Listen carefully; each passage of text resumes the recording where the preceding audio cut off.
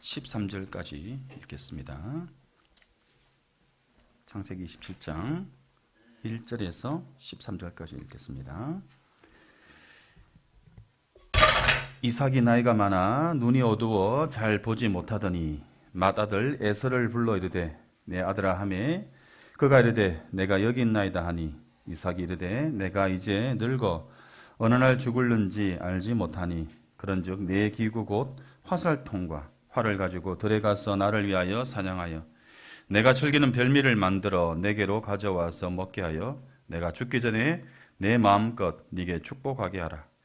이삭이 그의 아들 에서에게 말할 때에 리브가가 들었더니 에서가 사냥하여 오려고 들로 나가매 리브가가 그의 아들 야곱에게 말하여 이르되 내 아버지가 내 형 에서에게 말씀하시는 것을 내가 들으니 이르시기를 나를 위하여 사냥하여 가져다가 별미를 만들어 내게 먹게 하여 죽기 전에 여호와 앞에서 네게 축복하게 하라 하셨으니 그런즉 내 아들아 내 말을 따라 내가 네게 명하는 대로 염소떼에 가서 거기서 좋은 염소 새끼 2마리를 내게로 가져오면 내가 그것으로 네 아버지를 위하여 그가 즐기시는 별미를 만들리니 네가 그것을 네 아버지께 가져다 드려서 그가 죽기 전에 네게 축복하기 위하여 잡수시게 하라. 야곱이 그 어머니 리브가에게 이르되 내 형 에서는 털이 많은 사람이요 나는 매끈매끈한 사람인즉 아버지께서 나를 만지실진데 내가 아버지의 눈에 속이는 자로 보일지라 복은 고사하고 저주를 받을까 하나이다. 어머니가 그에게 이르되 내 아들아 너의 저주는 내게로 돌리리니 내 말만 따르고 가서 가져오라. 아멘. 이 시간 이 전도회 찬양하시겠습니다. 오늘 특별 게스트가 저는 초면인데 여러분 구면이시겠죠. 성명나 집사님 감사합니다. 함께 찬양해 주셔서 감사합니다. 야곱이 이 아버지를 속여 형 에서의 받을 복을 대신 차지하는 이 창세기 27장의 이야기는 아주 잘 알려진 유명한 이야기입니다. 그래서 주일학교 공과나 그 다음에 설교에도 빠지지 않고 자주 등장하는 본문이기도 합니다. 자, 그렇다면 여러분 제가 설교를 준비하면서 들었던 생각인데요. 우리 교회 유초등부 아이들, 뭐 민주나 예주가 되겠죠. 이 두 친구에게 이 이야기를 딱 들려주면 이 똘똘한 친구들이 가장 먼저 어떤 질문을 할까요? 선생님에게. 어떤 질문을 할까요? 오늘의 이야기. 아버지를 속여서 형이 받을 축복을 누가? 야곱이 갈취하죠. 일종의. 갈취합니다. 자, 이 이야기를 들려주면 이 똘똘한 친구들이 어떤 질문을 할까요? 선생님, 왜 야곱은 아빠에게 거짓말했어요? 거짓말 나쁜 거 아니에요? 이렇게 질문하지 않겠습니까? 그러면 여러분, 우리는 그에 대해서 어떻게 대답을 해야 할까요? 야곱이 거짓말한 것은, 그러니까 이제 우리는 이제 야곱을 이제 변호하려고 합니다. 그죠? 야곱을 변호하려고 합니다. 야곱이 거짓말한 것은 잘못이지만, 그래도 하나님께서 약속하신 말씀을, 그 복을 차지하려고 하는 열심은 소중한 거야. 이렇게 이제 변호할 수 있을 것입니다. 실제 여러분 많은 설교에서 이 야곱의 행동을 믿음의 열심, 약속에 대한 열정으로 선해, 좋게 해석하는 설교들이 많이 있습니다. 장자권을 사모한 야곱이 이 팥죽으로 장자권을 소홀하게 여겼던 형에게서 샀던 것처럼 이번에도 야곱은 큰 자가 작은 자를 섬기리라 했던 하나님의 말씀을 어머니에게 듣고 그 축복권을 얻기 위해서 방법은 그릇되었지만 선한 열심을 낸 결과 아버지에게 복을 받게 되었다. 이렇게 야곱의 행동을 옹호하는 입장에서의 설교를 하는 것을 우리 쉽게 들어볼 수 있습니다. 하나님의 복을 갈망한 야곱, 어머니 리브가가 받은 하나님의 약속을 이루려고 하는 열심, 이렇게 야곱의 행동을 긍정적으로 해석하고 또 우리에게도 야곱과 같은 복에 대한, 하나님의 약속에 대한 믿음, 열정, 갈망이 있어야 한다라는 주제로 설교를 하는 것이죠. 이걸 아주 여러분 간단하게 요약하면 어떻게 되겠습니까? 야곱의 방법은 잘못됐지만 믿음은 옳았다, 이렇게 말할 수 있겠죠. 자, 그런데 여러분, 과연 믿음의 열정, 약속에 대한 믿음, 이것으로 야곱과 이 리브가의 행동을 선회할 수 있을까? 자, 그렇지 않다면 오늘 본문을 통해서 하나님께서는 무엇을 말씀하려고 하시는 것일까? 오늘 이 질문에 우리가 답을 찾아보고, 또 이를 위해서 먼저 우리는 이 본문에 등장하는 세 인물 이삭과 리브가와 야곱에서는 제외합니다. 이 세 사람을 우리 차례대로 한번 살펴보고자 합니다.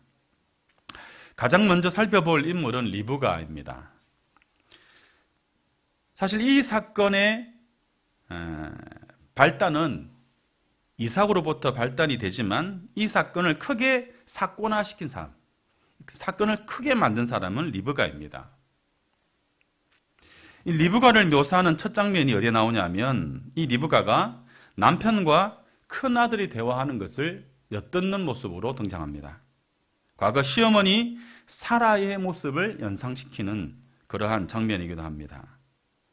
시어머니 사라는 천사들이 아브라함에게 내 아내 사라가 아들이 있을 것이다 라는 말을 했을 때 이 말을 엿듣고, 내가 노쇠하였고 내 주인도 늙었는데 내게 무슨 즐거움이 있겠는가 라고 하면서 그 천사의 말, 그 나그네의 말을 비웃습니다. 그런데 오늘 본문에서 리브가는 남편이 하는 말을 엿듣고 나서 남편의 말대로 이루어지지 않도록 어떻게 합니까? 적극적으로 그것을 방해하려는 계획을 세웁니다. 남편이 하려고 하는 일 대신에 자기가 뜻하는 바를 이루기 위해서, 즉 에서에게 축복하는 것이 아니라 자기가 사랑하는 야곱, 하나님께서 큰 자가 아닌 작은 자, 약한 자를 섬길 것이다 라고 하셨던 그 약속에 근거해서 야곱에게 그 축복을 받게 하기 위해서 그 일을 시행합니다. 그래서 그것을 위해서 야곱에게 지시하고 진두지휘하는 우두머리의 역할을 하는 사람이 바로 리브가입니다.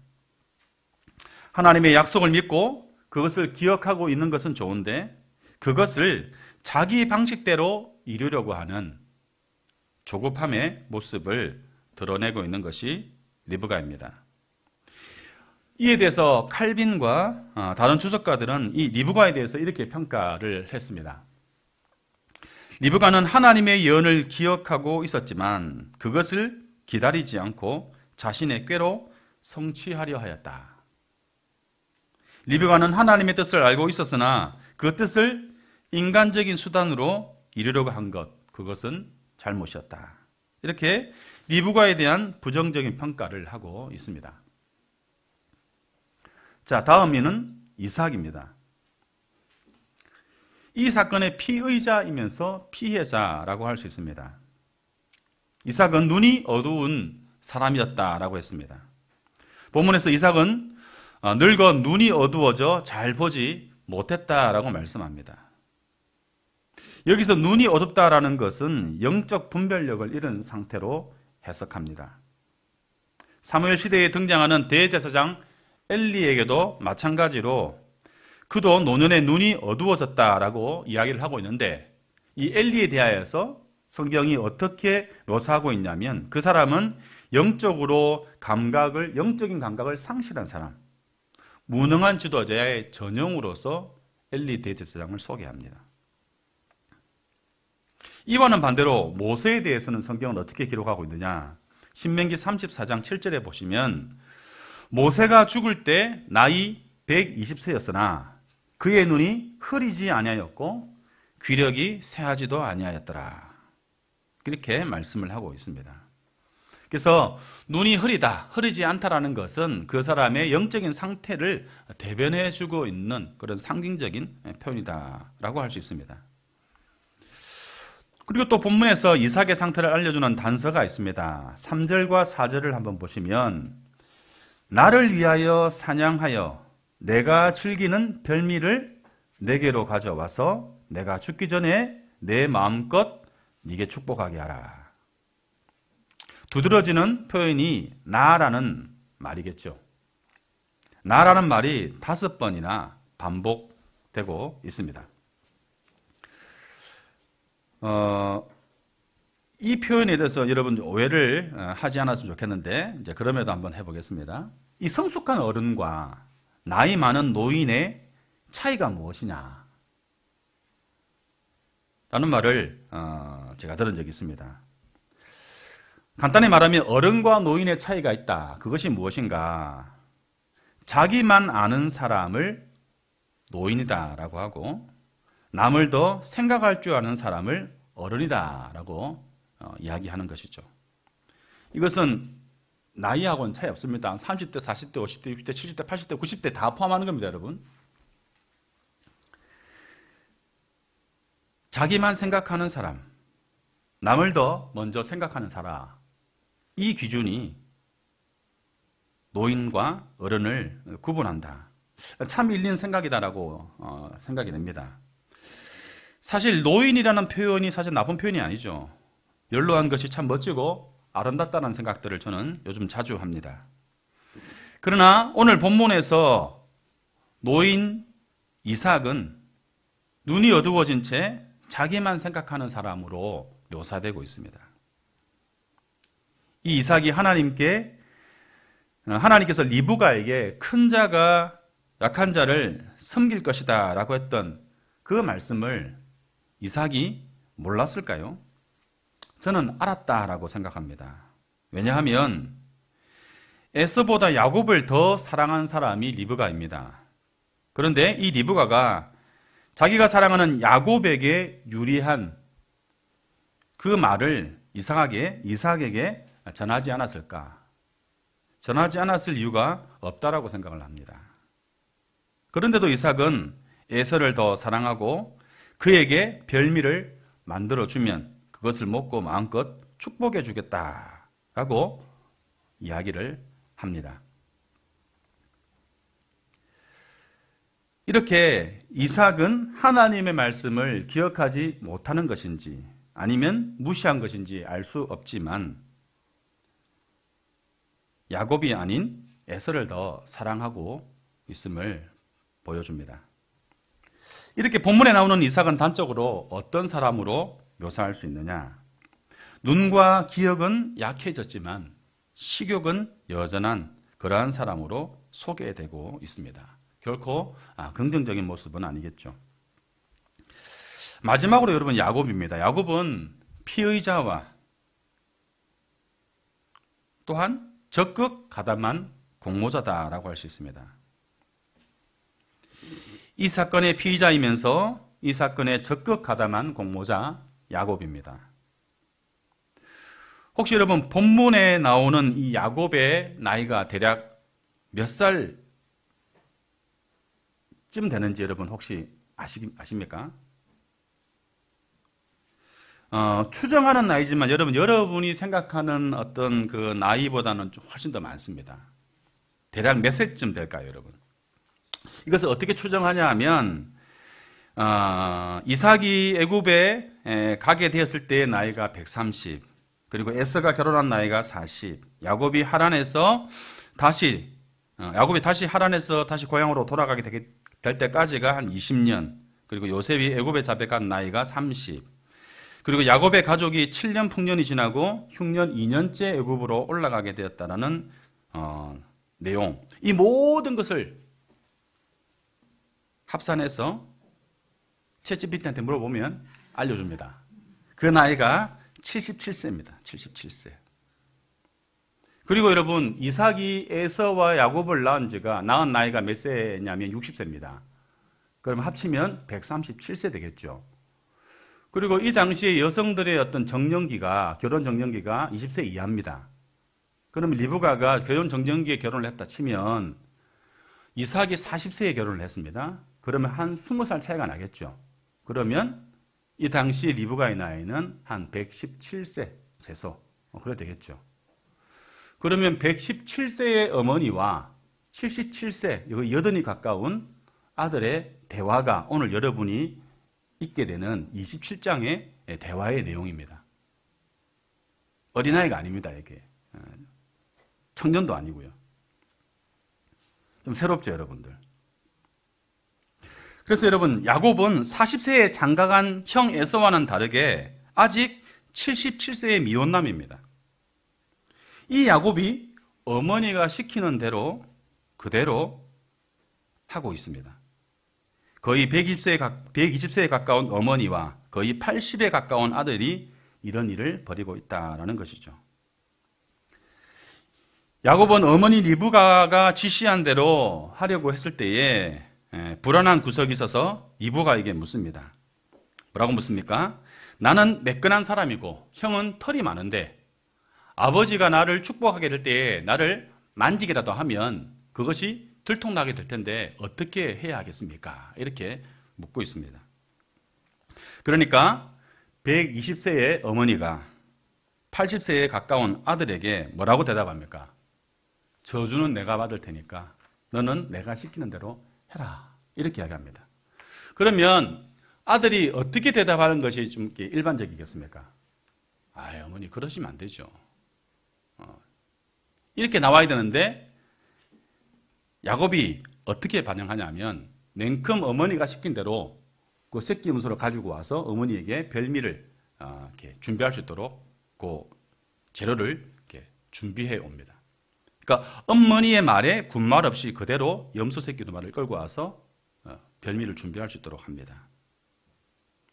여러분은 이 장면을 어떻게 보십니까? 결국 여러분 야곱이 별미를 들고 이삭에게로 가서 자기가 큰 아들이다라고 자신을 속입니다. 거짓말을 합니다. 이에 왠지 미심쩍은 이삭이 아들에게 묻습니다. 어떻게 이렇게 빨리 잡아왔느냐? 내가 지시한 지 얼마 안 됐는데 어떻게 이렇게 빨리 잡아왔느냐? 이렇게 묻습니다. 야곱은 아버지를 속여야 한다는 생각에 어떻게 합니까? 여호와를 끌어들입니다. 20절을 한번 볼까요, 여러분? 우리가 다 읽지는 않았지만 20절을 보시면 뭐라고 되어 있습니까? 한번 읽어볼까요? 시작. 이삭이 그의 아들에게 이르되 내 아들아 네가 어떻게 이같이 속히 잡았느냐? 그가 이르되 아버지의 하나님 여호와께서 나로 순조롭게 만나게 하셨음이니이다. 어떤 거짓말을 하고 있습니까? 하나님을 팔고 있죠. 하나님의 이름을 팔고 있어요. 야곱은 지금 자기가 어디로 가고 있는지 또는 어떤 잘못을 범하고 있는지 감각이 없는 듯합니다. 아니면 어쩌면 알지만 그 제동이 걸리지 않는다라는 것을 우리는 알 수 있습니다. 유대인들의 전통에는 눈이 보이지 않는 사람이나 혹은 듣지 못하는 사람을 상대로 이 잘못을 범하는 것, 죄를 범하는 것을 아주 중하게 여겼습니다. 그런데 거기에다가 심지어 여호와 하나님을 끌어들이고 있어요. 결국 이삭은 아들에게 가까이 와서 내게 입을 맞추라라고 했습니다. 주석가들은 이러한 이삭의 조치를 뭐라고 하냐면 마지막으로 가까이서 아들의 향취를 맡아서 이게 애선지 아닌지 확인하고자 하는 이삭의 의도다 이렇게 해석을 합니다. 일리가 있습니다. 그래서 야곱 아버지가 이삭이 야곱을 가까이 하기 위해서 어떻게 합니까? 아들의 옷에 있는 향취를 맡게 됩니다. 자, 그런데 여러분 15절을 한번 볼까요? 15절에 여러분 보시면 절묘하게 이 직전에 리브가가 어떤 조치를 하냐면 읽어볼까요? 시작. 리브가가 집안 자기에 있는 그의 맏아들 에서의 좋은 의복을 가져다가 그의 작은 아들 애곱에게 입히고. 리브가가 똑똑하죠. 옷을 아마 아들 둘의 향취가 달랐나 봅니다. 아마 달랐겠죠. 그래서 에서의 옷을 야곱에게 입혀서 완벽하게 이삭을 속이게 됩니다. 결국 야곱은 아버지를 완벽하게 속이고 복을 받아내는데 성공합니다. 앞에서 말씀드린 것처럼 그의 믿음대로 하나님의 약속을 사모하여서 아버지에게 복을 받아내는데 성공하는 야곱을 우리는 볼 수 있습니다. 우리는 잠시 좀 길지만 세 사람을 통해서 이 사건의 내용을 한번 들여다봤습니다. 이 사건의 일련의 내용들을 통해서 여러분들은 어떤 인상을 받게 됩니까? 그리고 이 이야기를 우리 주일학교 아이들에게 자주 언급되어지는 이 본문을 어떻게 설명해야 될까? 저는 생각하면 생각할수록 참 어렵겠다. 이것을 아이들이 어떻게 이해할까? 라는 생각을 해보게 되었습니다. 이 사건의 표면적 결말은 간단합니다. 야곱은 눈이 어두운 아버지를 하나님의 이름을 동원해서 속이는데 성공하고 축복을 받습니다. 그러나 이 이야기를 단순히 복을 받으려고 했던 이 야곱의 속임수가 성공한 그 성공기를 기록하고 있는 것이 아니다라는 것이죠. 이 이야기는 인간의 이러한 허물과 불완전함 속에서도 하나님의 계획, 하나님의 뜻은 진행되어진다라는 것을 보여주고 있다 하겠습니다. 이 사건의 기초가 되는 것은 하나님께서 야곱에게 약속하셨던 그 약속의 성취가 어떻게 이루어지고 있는지를 보여주고 있는데 그것이 그렇게 긍정적인 모습으로 나타나지 않는다라는 것입니다. 이러한 부정적인 방법이지만 하나님의 뜻이 이루어졌기 때문에 옳은 것이 아니냐라고 오해하면 안 된다라는 것이죠. 성경 기자의 눈에는 물론이고 하나님의 눈에는 이삭은 어떤 사람입니까? 이삭은 자기 중심적인 사람이고 리브가는 약속을 자기의 방법으로 이루려고 했던 조급한 사람이었으며 또한 야곱은 욕망의 눈이 멀어서 선을 넘어버린 사람이다라고 고발하고 있습니다.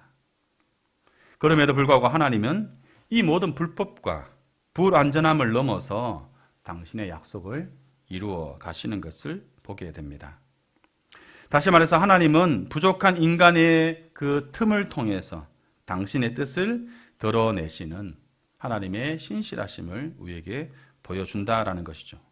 이는 인간의 불완전함, 인간의 약함, 이것과는 상관이 없는 것이죠.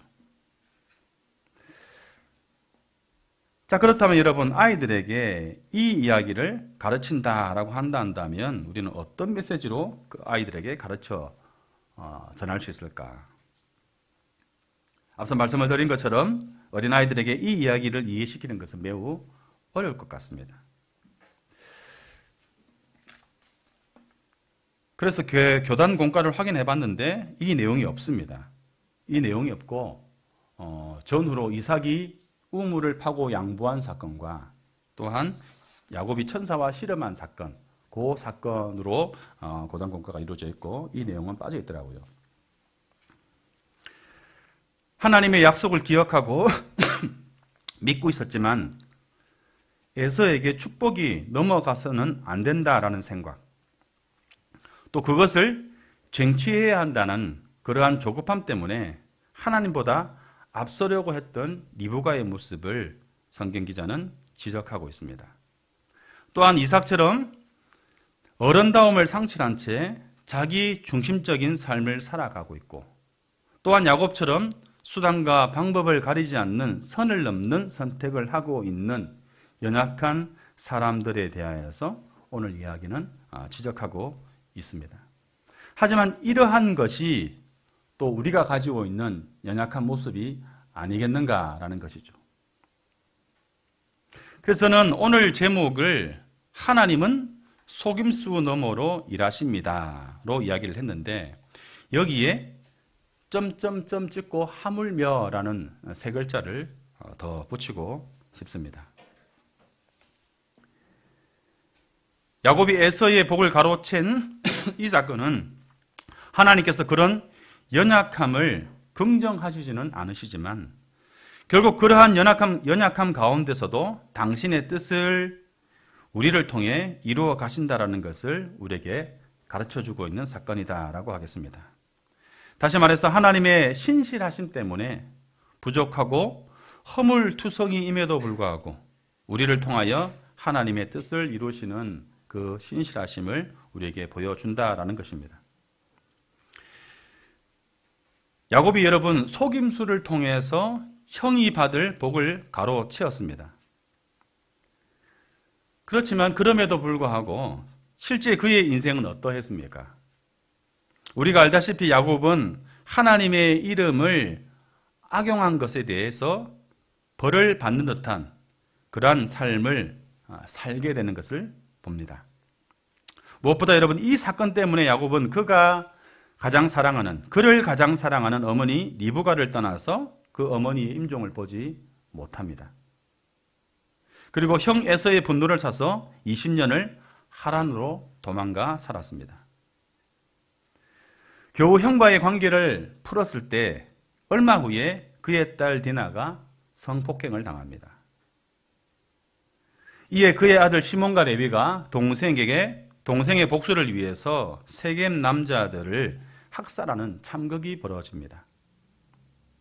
노년에는 어떻습니까? 가장 사랑하는 아들 요셉이 죽었다라는 소식을 듣습니다.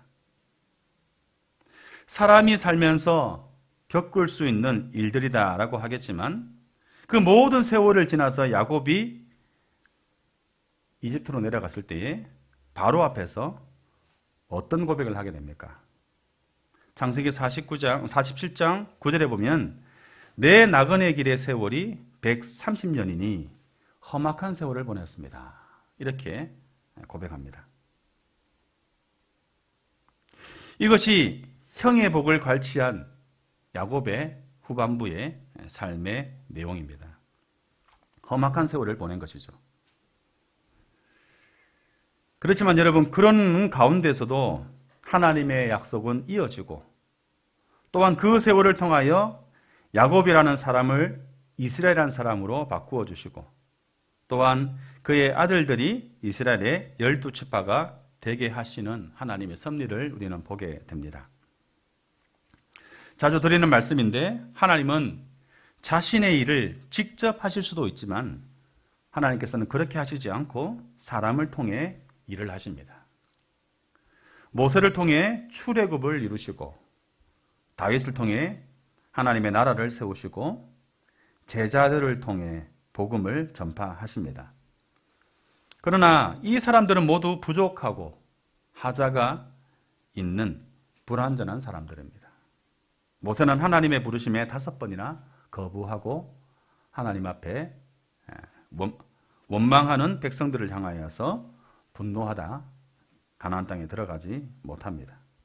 다윗은 밧세바를 범하게 되죠. 베드로는 주님을 3번이나 부인했습니다.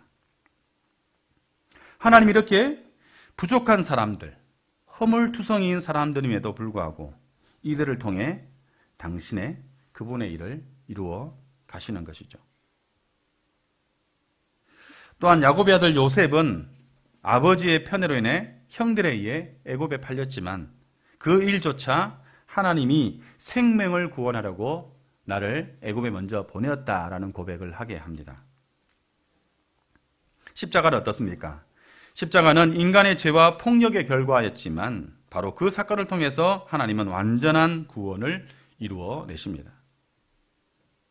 이렇게 하나님의 섭리는 인간과 세상의 불완전함을 통하여서 완전한 것을 이루어 내십니다.